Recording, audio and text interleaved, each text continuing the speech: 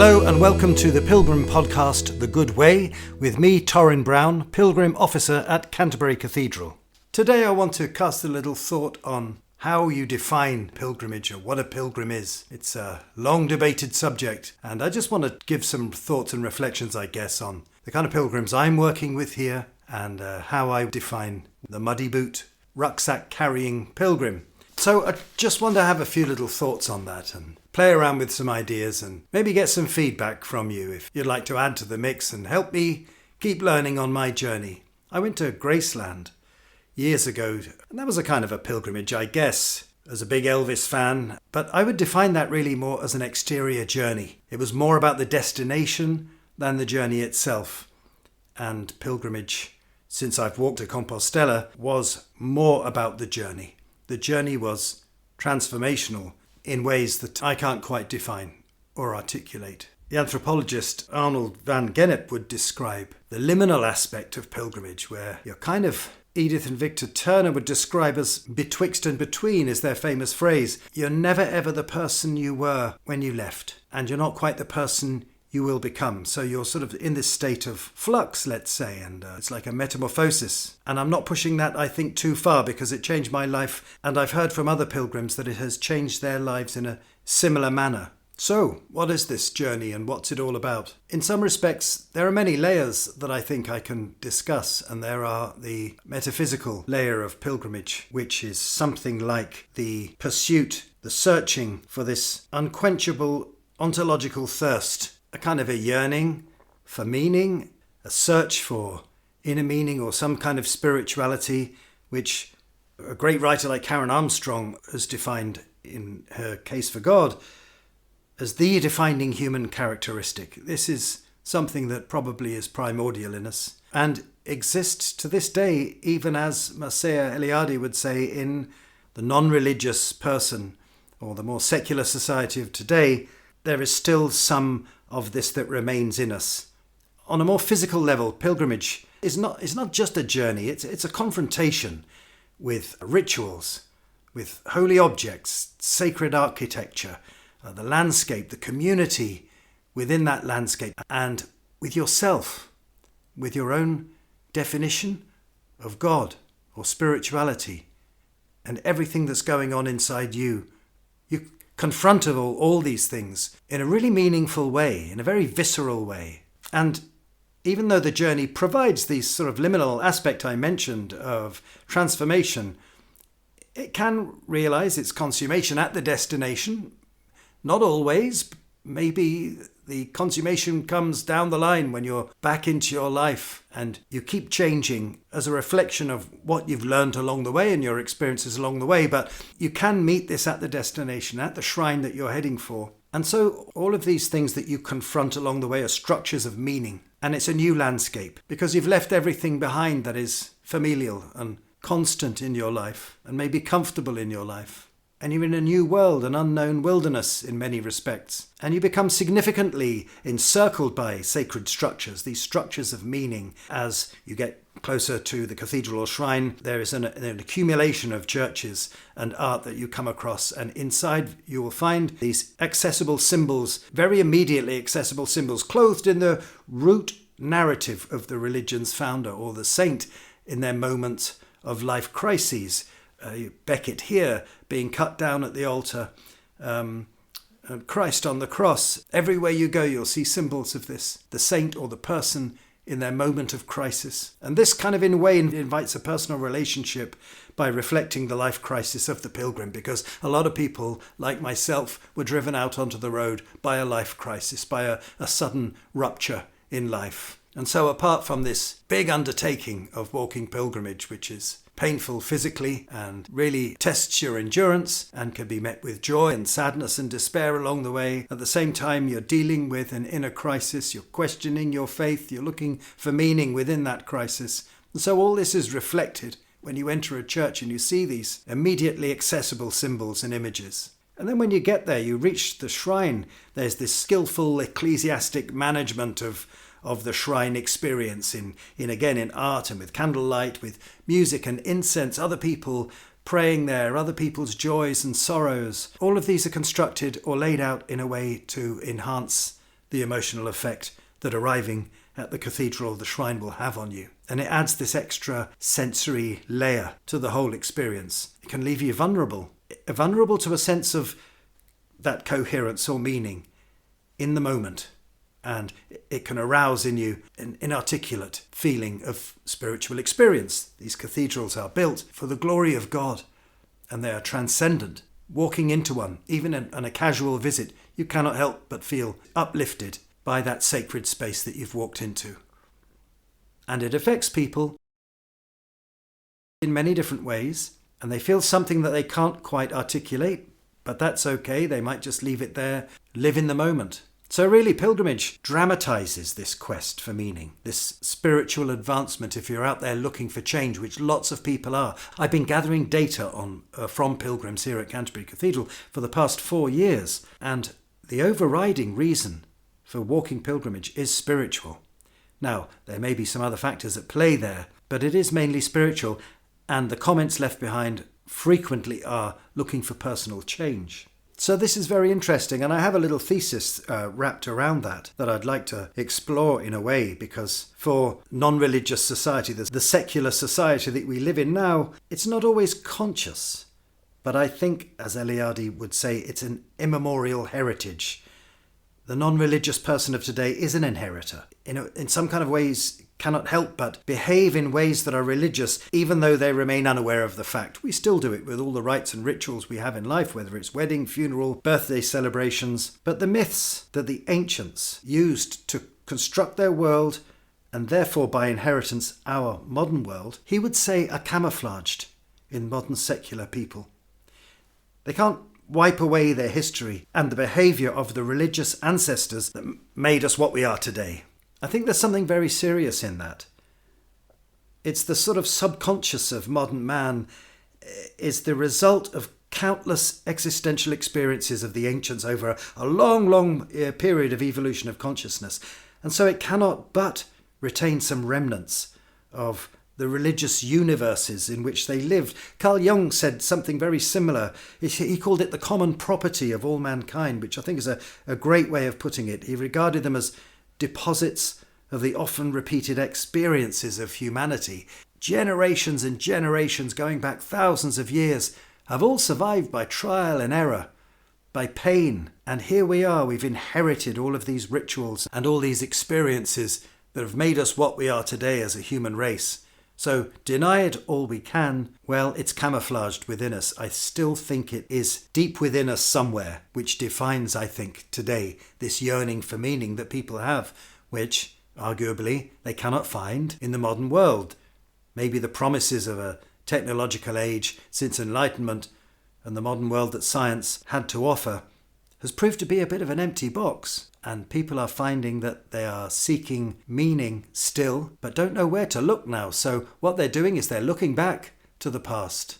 They're looking back to their heritage, their culture, the old ways. And that thesis, I think, that I have garnered through research and through gathering data on pilgrims, I will encapsulate in one data entry in particular, which is of a young man who declared himself an atheist, and he said he was looking for personal change, yet his goal was meaningless. He kind of wanted to, as Owen Barfield would say, scour the appearances clean of any religious aspect to his journey. He was an atheist. His goal was meaningless. And yet he wrote, "But here I walk, one step after the other." So, okay, there is this young man, atheist in his pathway, not wanting to read any meaning in this, but he was standing on sacred ground in a sacred space of Canterbury, about to embark on an ancient religious ritual to another sacred space in Rome. I mean, why not just go hiking up the Brecon Beacons and look for meaning somewhere out there in nature? No, he was going down this old religious route of his ancestors. And there was something in that I found very, very interesting. I read a lot of Ian McGilchrist, the Master and His Emissary, and his second magnificent work, The Matter with Things. And he kind of wrapped it up really nicely, because since the Enlightenment, he said, whole swathes of experience, human experience, was just dismissed as inadmissible evidence. And so that world of spirituality that maybe before then was much more a part of our lives, especially in medieval times, has been ionized out of existence. But these are places where the membrane, where the veil is thin, where the membrane of the sacred is thin. And why is that? Because to me, they are places of intersection between the profane and the sacred. It's a sort of geographical location that you might say is worthy of some kind of reverence because it was in the past the scene of a manifestation of some kind of divine power. Something happened there. Becket was killed in Canterbury Cathedral. Within hours of his murder, miracles were reported and later on documented by the brothers here. The monks here kept the documentation, which you can now read to this day in the beautiful stained glass miracle windows in the church. They all tell a story. But we've learned to dismiss that. John Keats would beautifully write about this and call it negative capability. To be capable of being in uncertainties, mysteries and doubts, which he says, without the irritable, he calls it irritable reaching after fact and reason. And I love that. You've got to immediately try and reach out for some rational explanation as to what's happened or to how you're feeling. But sometimes, no, it's just better to live in the moment and have that experience and not be able to define it maybe. And just admit that you had that experience and bring it out of that category of inadmissible evidence. Solzhenitsyn wrote this. He touched on this as well. And I want to quote a sentence of his. He wrote, "It seems to me that such spiritual senses exist in many of us, but because we live in too technical and rational an age, we neglect this miracle and we don't allow it to develop." Which is absolutely true in my opinion. How can you be a materialist when we don't even know what matter is? I think the quantum world in the last 50 years has turned the absolutism of science on its head. The 20th century was a great example of what science and engineering brought us in the butcher's bill of the First and Second World Wars and then the atom bomb in Japan. I think that left society, Western society, with a bit of a void, whereby if this is the truth that science is leading to us, maybe we need to look somewhere else for meaning. So we're going back to Ralph Metzner's Well of Remembrance. I like that. The old village well that served the community for thousands of years. We abandoned it. We went looking for bottled water in the shopping mall instead. Well, maybe that shopping mall has proved insufficient in our yearning for meaning in life. So we come back to the village well. We come back to the old ways in our search for meaning. And as I said earlier, pilgrimage dramatizes that quest. You live out that quest when walking pilgrimage. But listen, this is my research. These are my thoughts. This is the kind of stuff I'm coming up with and writing down and talking about, discussing with other pilgrims and chewing over in my mind to keep developing. So if you have any way of reaching out to give me your thoughts on how you would define a pilgrim, how you felt walking pilgrimage, the changes that it made in your life, the transformation, the power of the transformation that it had on you. Please reach out and get in touch.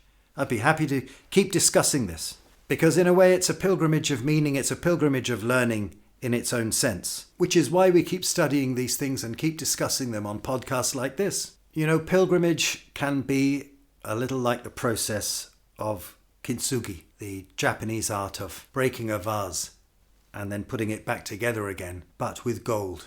Joining together again with gold. So you're not trying to fix the pot so that you don't see the scars. In fact, you are illuminating those scars, but with gold, something precious. And if you go out onto the road, maybe broken by something in life, that transformational power can be found in pilgrimage. That was my experience. I'd love to hear your experience. Anyway, one aspect of being here at the centre of Canterbury and the centre of the pilgrimage world here at Canterbury is the classic Via Francigena, which is, of course, as we all know, the route from Canterbury to Rome.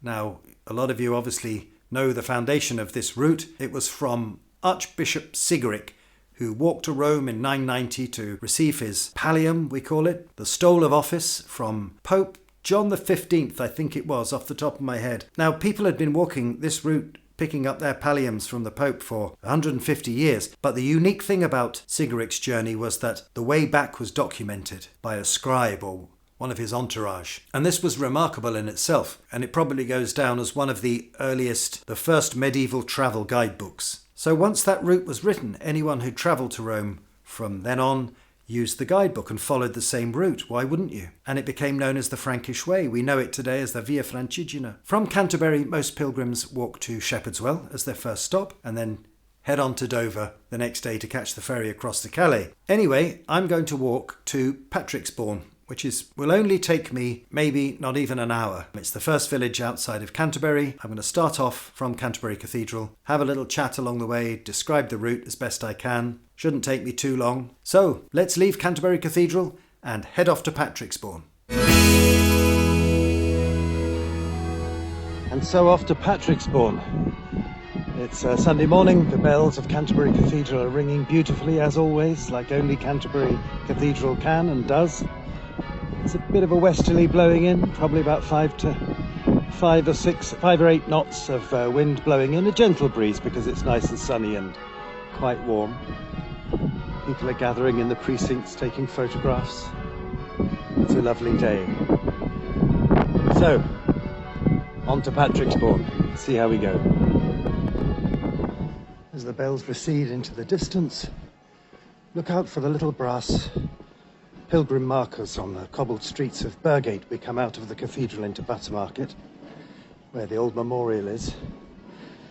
And right in front of Christ Church Gate will be a brass plaque, a brass pilgrim marker in the street pointing to Rome. They run right the way through Canterbury. They were installed about a year ago. And they just lead the pilgrim through on the pilgrim's way out of Canterbury to near St Martin's, where you carry on the Via Francigena. Now I'm coming up to a beautiful small stone tower, well not that small, which is the Catholic Church. And I always recommend to pilgrims on their way to ring the doorbell at the presbytery there and ask for their pilgrim stamp in your credential and fill up that book. You can get another one at St Martin's, and so that's 3 or 4 stamps you could get from the cathedral, because we have 2 at the cathedral. So that's 4 pilgrim stamps you can get before you even leave Canterbury, which is a nice thing to do. Okay, here I am at the Catholic Church, and doors are open. People getting ready for Sunday worship. Onwards and upwards. You cross the main road at the top of Burgate and head straight up Church Street. You'll pass St Paul's on your right hand side, and then it's gathering for a Palm Sunday procession, and then ahead of you you'll see a beautiful old gateway which must have been the old gateway or an old entrance into Augustine's priory, Augustine Abbey, forgive me, which is now part of King's School or something else anyway. But you'll see it straight ahead. That's an obvious marker that you're heading in the right direction. And we keep going round an area called Longport, up past Augustine's Abbey, and then we'll see if St Martin's is open for a quick hello before we head off. Another pilgrim marker here at the top of Church Street. Run across the road in front of a car. Well done. And let me see. Yes, there's another pilgrim marker just round the corner. So they're quite nice and they're quite fun things to follow on your way. I love the fact that they've put them here. I love the little commitment that's been put into the Via Francigena to mark Canterbury as an important pilgrim site, with all the pilgrim routes running through to Ramsgate, the Augustine Camino, the Royal Kent Camino, which was opened and started last year, and of course the Via Francigena, the old way from Southampton, Pilgrim's Way from Winchester. All roads lead to Canterbury, and then maybe from Canterbury on to Rome. Okay, so I'm passing Augustine Abbey now, which doesn't look like it's open today, but it's a very historic... Oh yes, I can see people in there. It's a very historically important and beautiful place to be, but it is just a ruin. It's a ruin of the old abbey after the destruction of the Reformation. I can see 2 people that look like pilgrims ahead of me walking in my direction, so let's see if I catch up with them at some point during the day. Okay, and the next big landmark building that you'll see on your left is Canterbury Christ Church University. This is where I studied for the past 4 years. Oh, another pilgrim marker there, walking past that. This is where I studied for the last 4 years, reading theology. plus a foundation year, that's why it was 4 years. And part of the campus at this end of Canterbury used to be the old prison, which is now converted. I used to study in the governor's house. It's quite interesting. I don't know what they're going to do with the cells in the prison inside. I must admit I never spent any time in any of them for poor marks, but I wonder what will become of it in the end. So yes, Canterbury University on your left, heading up now towards St Martin's Church, not too far at all. I'm always the same when I start off on these walks. I tend to go rushing off too much speed, too quickly, hastening on my way. I suppose that might have something to do with the fact that I'm in a city and want to just get out of the urban busy area, and maybe when I'm out in a more rural countryside I slow down. I'll have to keep an eye on that, because already I'm breathing heavily and feeling much too hot, and also I forgot to put on my factor 50 today, and it's really sunny. So schoolboy error to start with. Anyway, I'm going to stop off. Here I am. I've turned left now up a street, and I didn't see the name of the street. I don't know it, but I'm got St Martin's Church ahead of me, so I'm going to stop in the porch here and remove a layer, and then say a quick prayer and head on my way. In the quiet of the cemetery here at St Martin's, the oldest church in the English-speaking world. It's built in Roman times. Now, Queen Bertha used to come and worship here, and you might already know this, but married to the Anglo-Saxon King Ethelbert. That's the reason why Augustine received such a warm welcome in Canterbury. She was already a Christian, obviously, and worshipping here at St Martin's before he arrived. There's an interesting gate in the walls, the city walls of Canterbury Cathedral, called Queen Gate. You may come across it. Well, that's sort of shortened from Queen Inn Gate. I think that's the gate that she used to walk in and out of to get to this church. So it's a nice little bit of history. It's, as always, peacefully quiet here, beautiful in the cemetery. There are some Commonwealth war graves here as well. But the church looks closed for now, so I'm going to head on my way and reflect upon my cardinal sins of my errors of walking, Camino. I'm wearing a cotton shirt, which is already proving to be a big mistake. And I've got t-shirts which wick the heat away. It's a funny word, it wicks the heat away. So when you're walking along, you don't accumulate sweat on a horrible old cotton t-shirt. And I forgot to put that on. But never mind, I've taken off my sweater, and we'll see how we go from here. Okay, I've come to the sign that says the North Downs Way, Via Francigena, and you've got to cross a pretty busy road, St Martin's Hill, and obviously you probably can hear the volume of traffic, but there is a small island just above the sign, so I'll step over one half, then to the right is clear, and I'll wait for the left to be clear and cross over the second half. That's the best thing to do. Then you double back a few feet and you're into Spring Lane. Follow the signs, I think. Here you'll probably start seeing some signs that point to the Pilgrim's Way, but we'll see. Ah yes, I can see one up ahead, just past the East Kent College Pilgrim's Way sign. Okay, here's a no entry sign for drivers, but it's got lots of stickers on it, the Via Francigena stickers, so that's nicely marked. North Downs Way wooden sign, North Downs Way red button on that sign. So everything's clearly marked, pointing me in the right direction. I love this time of year. The decibel level of bird songs, I'm convinced, is increased at this time of year, with the mating season well underway, and the nest building. Male robins fetching food to feed their partners, and the blue tits and great tits bustling around, a flurry of activity as they gather twigs and soft bits of plant life to make their nests. It's a beautiful, energetic time, and it just speaks of the procreation of life, the cycle of nature, once again producing the next generation. It's a wonderful, wonderful time of the year, and comes with such hope.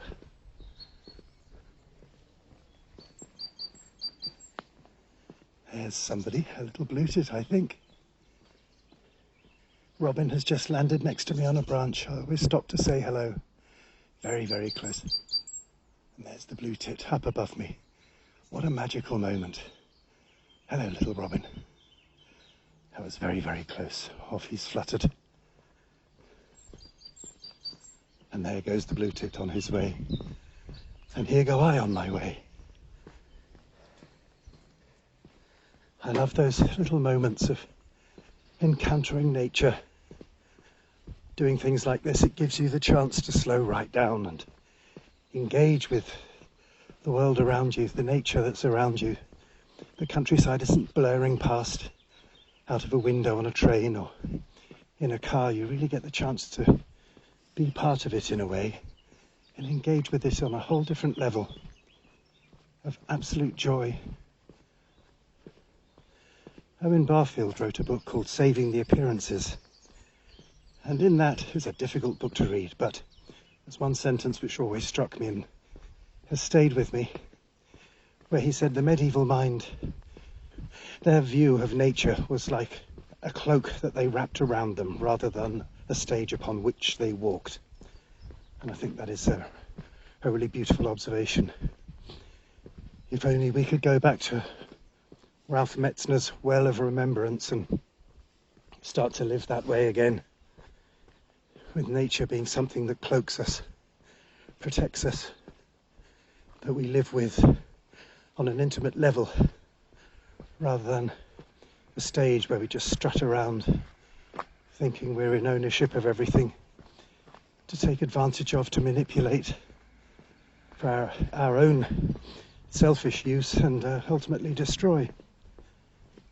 There's a street I was hearing about, a country lane near Sandwich, which has hundreds and hundreds of poplar trees lining it, and they've been there for at least a generation.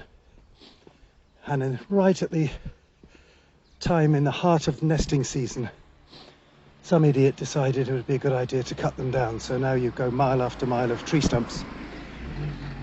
Lord knows what was happening in those trees as far as nest building and home finding was happening, in the ecosystems that were surviving up in the canopy, right down to the mycelial network within the roots. But one person or a handful of people made the most ridiculous decision just to get rid of them for whatever selfish reason they would have probably justified their actions with, but there is no reason as far as I'm concerned, and I would that you could bring those people to account. Leaves me speechless and devastated, really.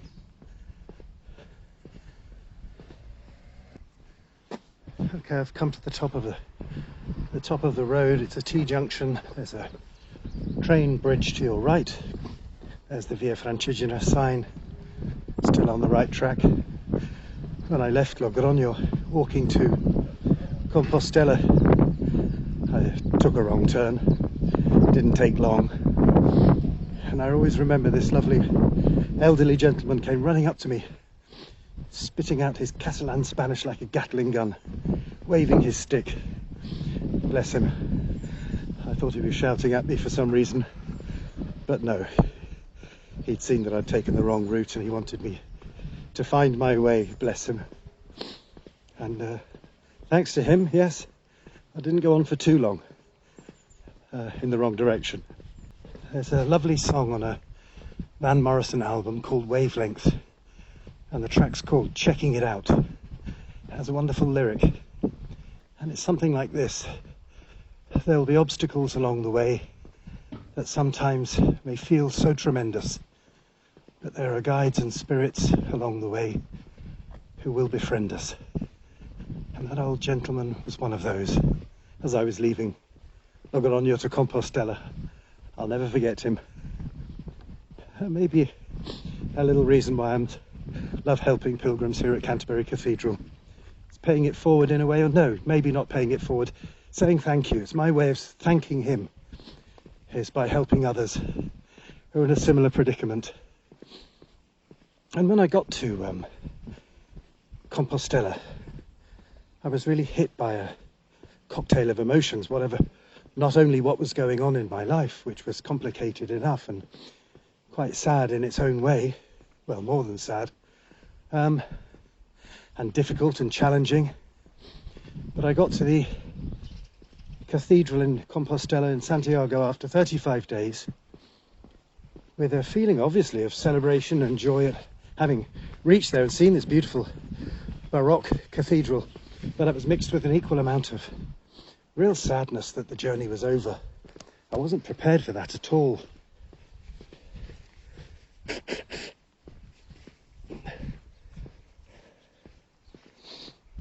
And it really hit me quite hard. And then, of course, all the beautiful interior of the church, which is moving in itself, and the shrine of St. James. So it was a bit of an emotive moment, to say the least. So I'm really sensitive to when pilgrims arrive at Canterbury Cathedral that they may be going through the same thing. So I really want to make their arrival at the cathedral a celebration as well, taking all of those things into consideration. Okay, I'm in a street now, a residential street, but up ahead I can see the fields of yellow rapeseed and a footpath leading forwards. So I can see now, I can feel now that human habitation is coming to an end, the end of the urban outer limits and suburban outer limits of Canterbury. There's a primary school to my right. Yeah, fields are not too far away, so we'll have a good old walk in the countryside. Well, apart from a train I can hear in the way distance there, it's suddenly gone very quiet, which is a classic sign of being out amongst the fields. To the left and right of me, the gleaming brilliant yellow of rapeseed growing in Kent, as it does so beautifully here. Trees lining the fields. A beautiful cloudy sky. And the beautiful metronome of my footsteps, which really focuses the mind. I think it's an exercise in mindfulness. It focuses the mind into reflection, slows the mind down, not thinking of too many other trivial life things, but more just focusing on the silence and the space, the sense of being alone and maybe thinking thoughts on a deeper level, more philosophical level, maybe, if that's your thing. It certainly is my thing. And just enjoying the solitude. It's not loneliness, it's solitude, which can be very beneficial. Anyway, maybe I should stop talking for a few minutes and reflect away.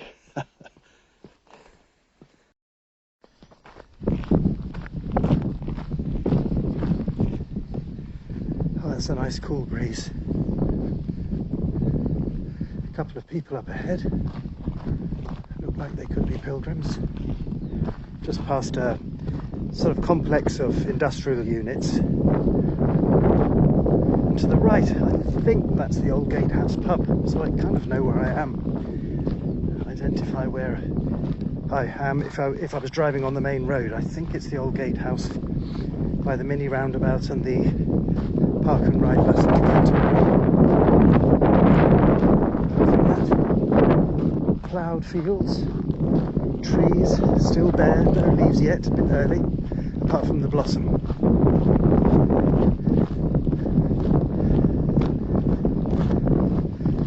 Generally a lovely day walking pilgrimage.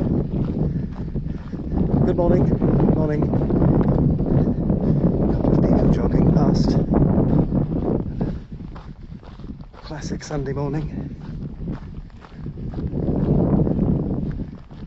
And the road ahead, the way ahead, winding into the distance. North Downs Way, Via Francigena. Yep, still on the right road. But this isn't busy at all. A few parked cars, but no traffic. A few human figures dotted on the horizon, somebody on a cycle. But no, this is lovely. This is what it's all about, walking in the countryside with a purpose, heading with a destination in mind. Mine today is Patrixbourne, although you never know, I might carry on to Patrixbourne, we'll see.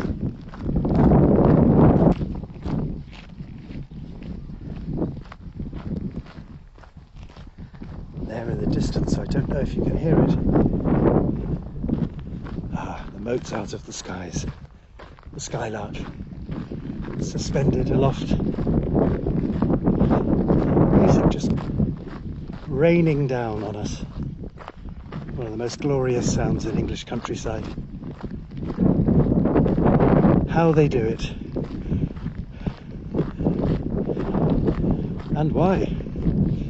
Yes, it's some people may explain a practical, pragmatic reason, but which is no doubt true in some respects, but I also think there must be an element of joy in there somewhere.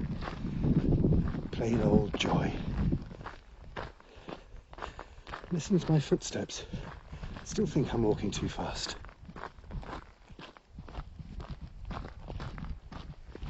I need to slow down.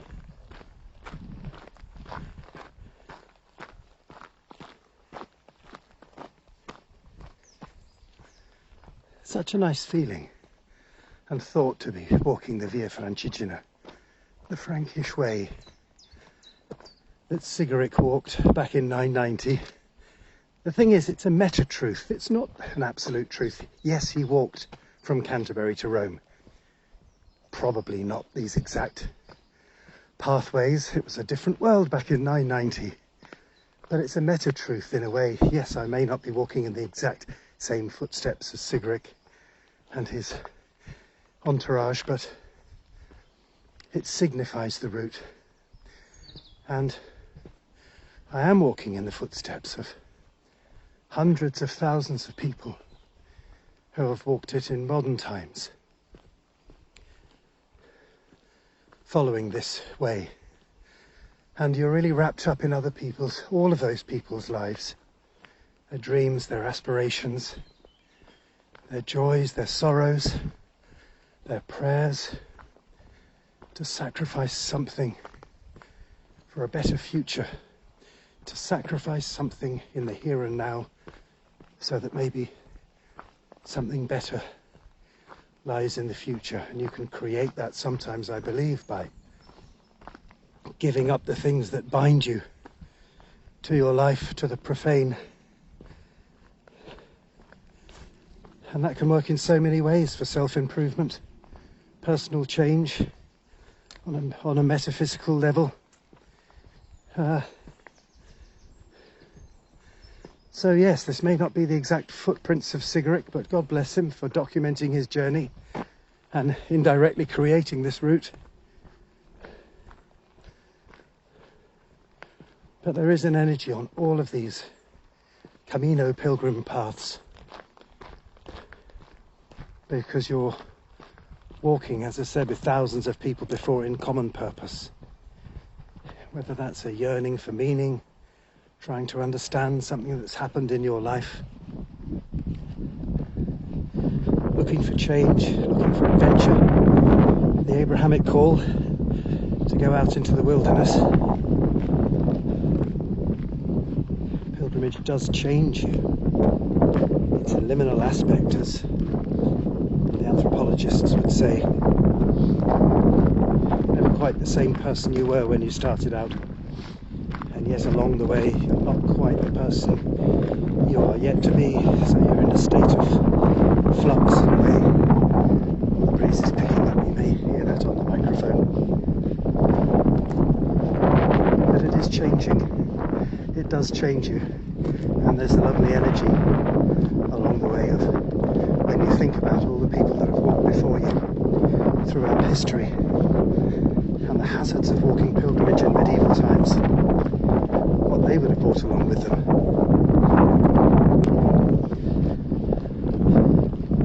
Where they would have slept, how they would have found sustenance and food, all of the things modern pilgrims face, but with our new technologies we've got concrete and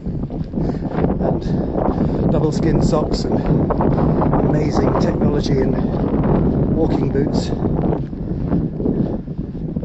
protein drinks, energy bars, different times.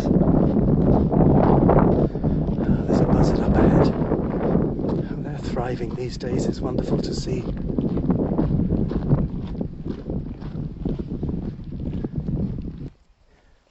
I'm just struck with the smell of the countryside. The aromas that are hitting me are really wonderful.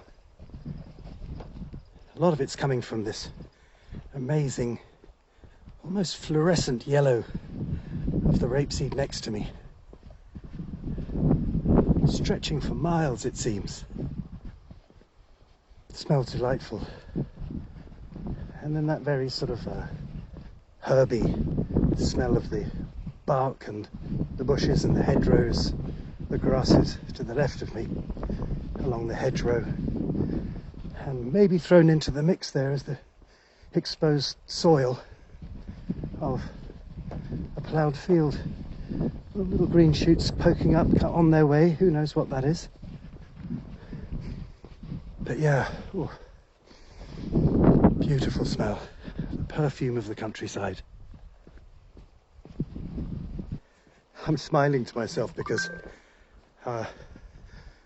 on the other side of the field there's a row of trees, a hedgerow of trees, and I could just discern a great tit piping away. Oh, there's a pheasant.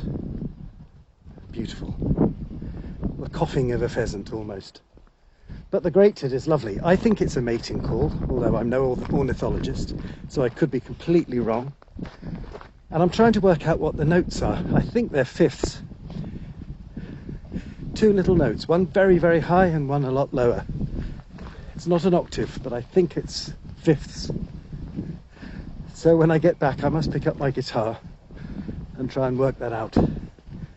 Coming up to some farm buildings now, beautiful thatched roof. Don't know where I am or how far Patrixbourne is. That's not the point. That's the beauty of walking pilgrimage. You just live in the moment. Now the building to my left of me is a converted oast house. Kent was covered in oast houses in the day, back in the day when... Who's that? A little wren. No, that's not a wren. Beautiful. Oh, that is a wren. Beautiful house there with the date 1874 written on the side. Lovely stables, and this oast house. Yes, Kent was full of them back in the day, as it was full of hop fields and breweries.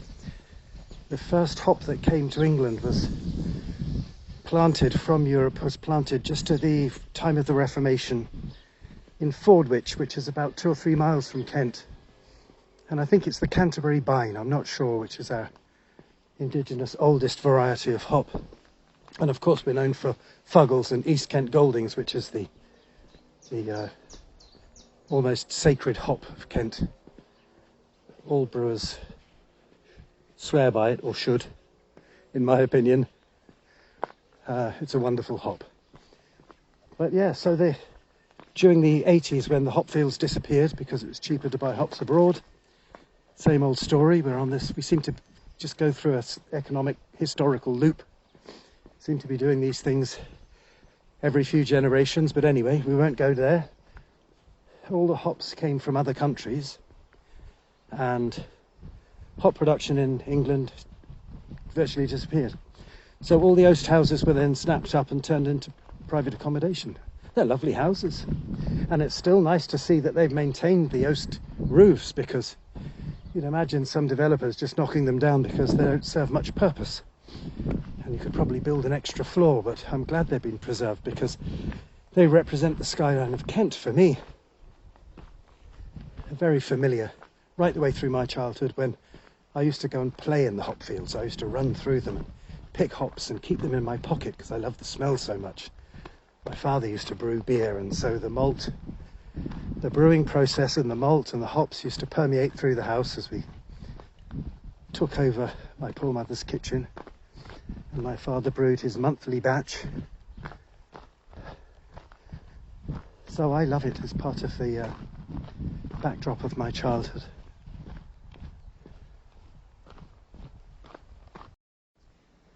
Well, I've just come to the most beautiful spot when the vista, as you come out of the road, there's Chaffinch in the background. As you turn the corner, the vista ahead of you is beautiful, undulating countryside right to the horizon. Not much in the way of buildings, it's all fields and agriculture, but a beautiful view. And now down a lovely country lane, a little avenue of trees arching across to form a tunnel. Chaffinch aloft there somewhere, singing away, skylark to my left, joy of joys.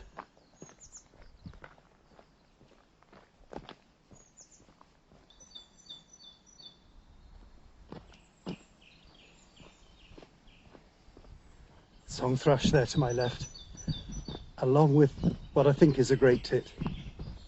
I love the song thrush, especially at the turn of even fall.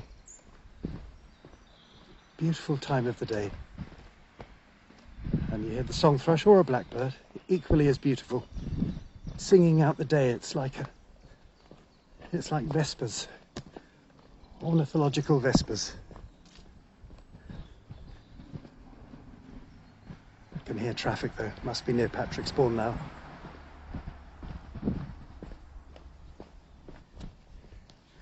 Okay, well I've just reached a small mini roundabout, a fork in the road, and following the signpost to Patrixbourne, a delightful little road with some beautiful old houses, ancient houses.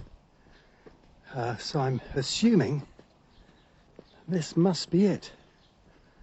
Anyway, we'll keep going a little further. More oast houses ahead. And this could be the village of Patrixbourne, but I haven't seen a signpost yet.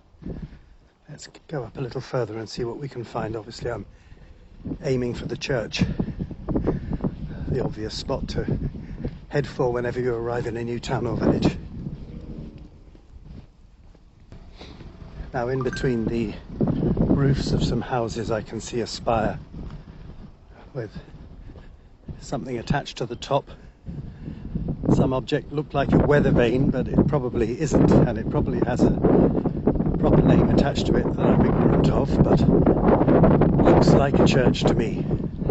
And even more, beautiful old houses. So we're gravitating towards the centre of the village. It feels that way.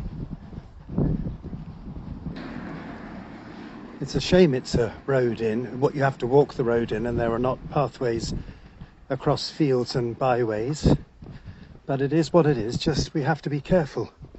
And whenever I hear a car or see a car, I sort of just take a step into the hedgerow and wave at them and let them pass, because I'm in no hurry. Okay, Patrixbourne Lodge. I've just passed Garden Cottage, the beautifully named Garden Cottage. Patrixbourne Lodge suggests to me that I've made it. There's a kestrel flying up ahead. Beautiful sight that was. That lovely brick red feathers on its back. Lovely Kent buildings made of flints. The flint stone walls, which I think are quite unique to Kent. And here, St Mary's in Patrixbourne. How beautiful. Now there's something about St Mary's which I shall try to investigate. An extension project. Okay, it's closed, but it is just beautiful. And there's lots of work going on, but for a good thing. I think they're building pilgrim facilities. Let's have a look. Can you help St Mary's Patrixbourne raise £100,000? The extension is to include a toilet, shower and a small kitchen. The new facilities will also enable the increasing number of pilgrims to stay overnight. Brilliant, there you go. That's the sanctuary network I've been hearing of. So it's not so much champing, as they call it, i.e. camping in the church, sleeping in between the pews. This looks like something a bit more, let's see. Oh, it's a space for coffee mornings as well. Okay, so it could be for champing, but then they're adding the facilities of a toilet and shower for the morning and a small kitchen for before heading off in the morning. That's wonderful. I'm so happy. St Mary's is currently closed for visiting due to ongoing building works. Well, that's fine by me. I don't mind that at all, because it's all for a good reason. There's a Via Francigena poster. What have we got on here? Some wildlife, Eurasian skylark. Well, I was talking about the skylark earlier.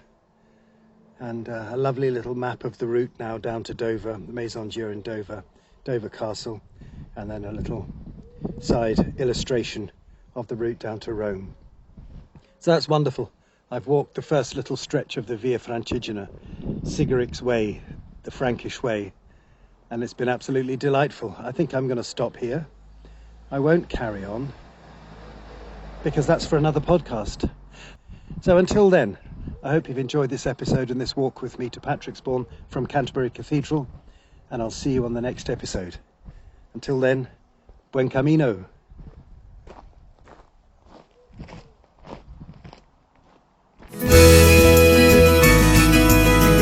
Okay, that's it for episode 2 of The Good Way, the Pilgrim podcast with me, Torin Brown. I hope you enjoyed the show. Do get back to me if you'd like to tell me about your experiences, and I'll see you at the next episode.